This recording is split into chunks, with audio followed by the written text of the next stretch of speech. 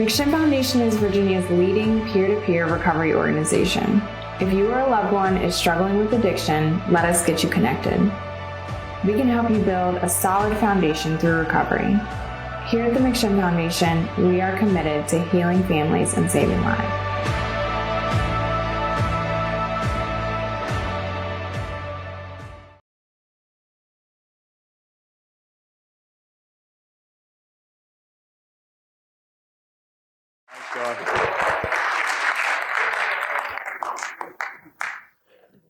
Hi everybody, I'm Ryan Schinzel, person in recovery. I didn't write anything down, I'm gonna wing it. But John, thank you very much. I came down here from Maine. I grew up in a small town. My graduating class had 13 students in it. My mom found the HOPE program, and it was just in time. I look back and I remember my last couple days in active addiction, and it was terrible. It really was. I was at the end of my rope, by all means. So a little bit of background. I've been addicted to something my whole life. When I think back on it, I've been addicted to something my whole life. When I picked up my first drug, it was all downhill from there. I sold drugs to an undercover cop. I went to jail. I'm a felon because of drugs. I've done a lot of bad things. I've stolen from a lot of people. I've hurt a lot of people. I've done a lot of bad in my life. I've always had somewhat of a control over it, so I thought, and I was always a man. I got this. I worked my own program, right? My mom for years wanted to get me help, and I was too stubborn, too stupid to take it. So back in 2015, my life took a complete sideways turn. I woke up one morning, and my daughter and her mother had passed away. And later on that day, I got to see her on a steel table. 9 months pregnant, and I held my daughter in my arms, and that was the absolute worst time of my life, without a doubt in my mind. I went into a deep hole, and there was stuff that I didn't deal with at all.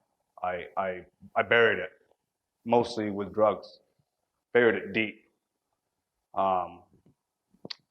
Again, my mom, she kept saying to me time after time, I wish you'd find where you're meant to be. I wish you'd just find where you're meant to be. And I never quite understood what she was saying to me. So my last night in active addiction was September 16th, 2018. And on that night, I remember specifically, I was in my bedroom, sitting Indian style on the floor, talking to a face sticking out of my suitcase, having a serious conversation with somebody that wasn't there. And I don't even remember it, but a little while earlier than that, I was punching myself in the face and pinching myself, and I don't even remember it. And thank God somebody called my mom. My roommates called my mom. And I remember sitting on my floor. When I came to, my mom was standing at my front door, my bedroom door. And she's saying, Ryan, get up. I remember it like it was yesterday. She has a very soft, angel-like voice. And she's like, Ryan, get up. And the first thing mind you, I had never been in recovery. I never worked a program. It was always, I got this. And I could stay clean for like 9 months, for a year here and there. But after Tori and Jovi died, I was always going back. I was always burying those feelings. If I wasn't codependent on a relationship or codependent on something else, I was back to using. And she's like, Ryan, get up. The first thing I said to her out of nowhere was, I ain't going to rehab. The first thing that came out of my mind. I was out of my mind. I barely remember that. That's where I came to. That's where I realized where I was at that point, and that was where I realized that my mom saw me in a completely comatose. I was out of my mind. So my mom, being the woman that she is, and thank goodness she's never given up on me, because if she had, I wouldn't be where I am today. I wouldn't be here today. There's no doubt about that in my mind. I would not be here today. She got me the help that I needed. She had me PC'd later on that night. A state trooper who put me in his patrol car with the cuffs behind my back, and I was sitting in the front seat of his car singing, "Try to get me go to rehab." I said, "No, no, no." The whole way to the hospital. He was not happy with me. Not happy with me. And I got there, and I wouldn't let him treat me. I still had drugs to do. I still had drugs. I'm not going to let him treat me. I released myself from that hospital. I went home. I finished all the drugs that I had. I passed out and I slept for 14 hours. And when I woke up that next morning, it was like a wave hit me. I was done. I was done. My aunt's blowing my phone up. I ended up going over to my aunt's house, and she's like, come over and see us. It's just me and your mom here. Come over and talk to us. So I got in my car and I went over and I pulled in the driveway, and like half my family's there. The full-blown intervention. My uncle's cooking ribs on the grill, and we're about to have a good old time. And that day, for the first time in my life, I admitted something, not only to other people, but to myself. And that was that I'm an addict and I need help. I can't do this by myself. It was the first time I think I ever even realized it, because it was always, I'll do it tomorrow. I got this. I can stop if I want to. But at that point in my life, I put my daughter in my car, high on meth. I had hurt a lot of people. I'd done a lot of bad things that I never thought I'd ever get over.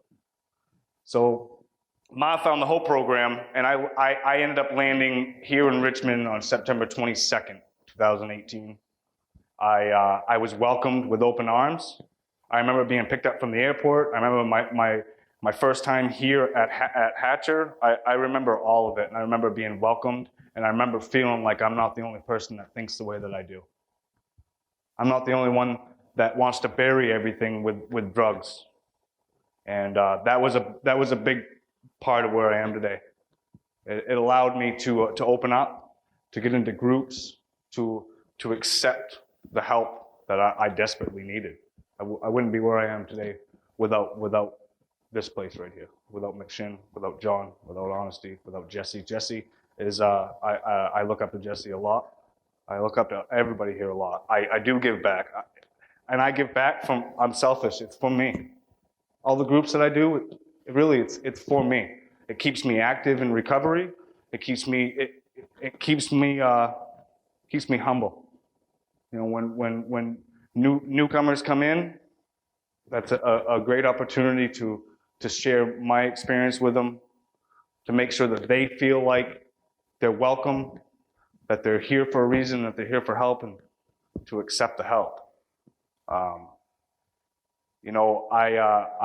been able to give back, and it's helped me out more than I think anybody could even understand, and that's why I keep coming back. That's why I'm here all the time.